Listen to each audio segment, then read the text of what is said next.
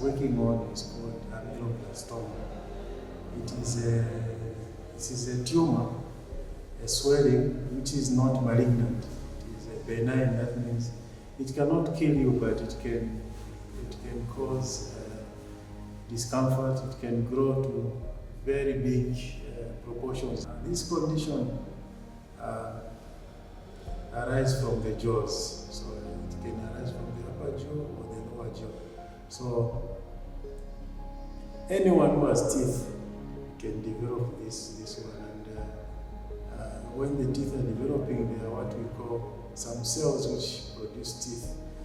They remain within the jaw, and once someone has, maybe they fall down or they have infection, then it starts growing. So it is not a fault of anyone, and anyone can actually get this. This condition is not painful. The patient does not experience any pain. That is why they don't come to the hospital. So what they experience is a swelling, but the swelling is just going outside, not inside the mouth. So if it is growing just outside, the person can be able to eat and they don't have problems. Secondly, the teeth, as it grows, the teeth become loose.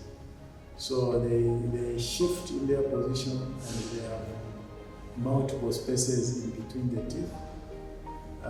Sometimes they may experience bleeding from the gums, from the swelling. What is more important in this condition is that it changes the appearance of the person, such that any person who is passing nearby, it attracts attention.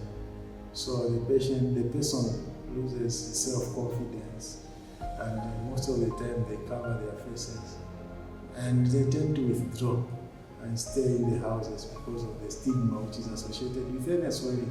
Once they come, we assess them. If the condition which we are talking about today is ameloblastoma, is small, we can actually remove it without removing the whole jaw. So that is the advantage of coming early to the hospital. What we do is we cut the portion which is growing, and we reconstruct it with plates, and we use the bone from another part of the body. We can use the bone from the leg, we can use the bone from the hip and replace it there, and after removing it, we can put it there so that the patient's face looks normal. Actually, what happens is that this condition tends to continue growing, it does not stop growing. And because this is what we call benign, it is very harmless, it can actually turn into a malignant condition, which will make it very difficult for us to treat, because it will become what is known as malignant. Then it can seed, or it can go to the lungs, it can go to the other organs, and the person can die. So this condition is treatable. The earlier the person comes, the better. Otherwise, I'm afraid it can get malignant, and it can actually kill a human. If you just go and treat it on the surface, it has a tendency to recur. So we make sure we remove all of it so that the patient is not subjected to surgery. But the mainstay of this condition in terms of treatment is surgery. There is no medicine which we can use to make it disappear. Today we're looking at an elderly lady, just mid elderly lady. She has what is known as ameloblastoma. So initially, she had a small lesion which was operated on way back, I think, more than 10 years ago. So what we are looking at today is a recurrence of the ameloblastoma.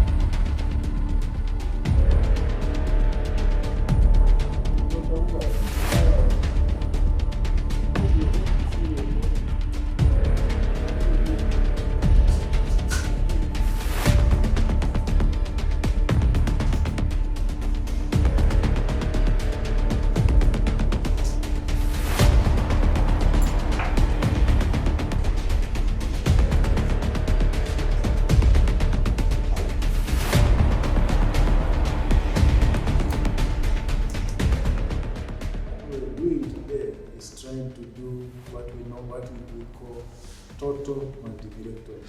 That means we remove the entire lower jaw.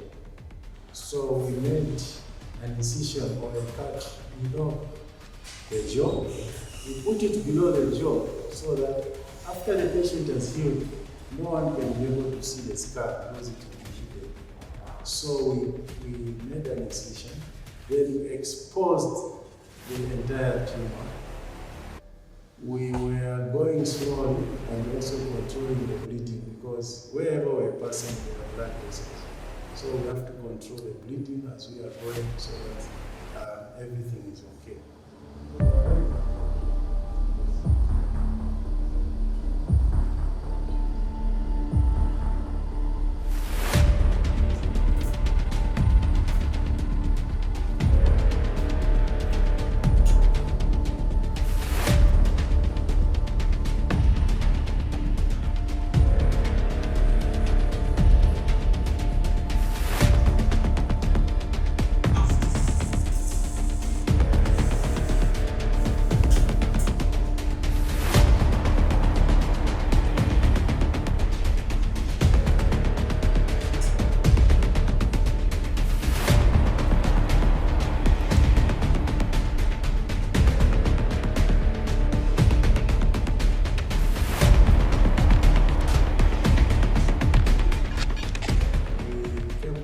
Side of the jaw, and we used what we call a jiggle saw to cut the jaw on the right side.